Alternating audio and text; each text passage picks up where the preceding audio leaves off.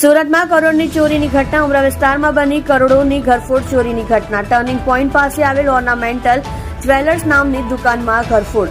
રાત્રિ દરમિયાન ઇકો કારમાં આવેલા બે ઇસમોએ ઘટનાને આપ્યો અંજામ. દુકાનના ડિસ્પ્લેમાં રાખવામાં આવેલ 2 કિલો સોનું સહિત 1 કિલો ચાંદી લઈ ફરાર.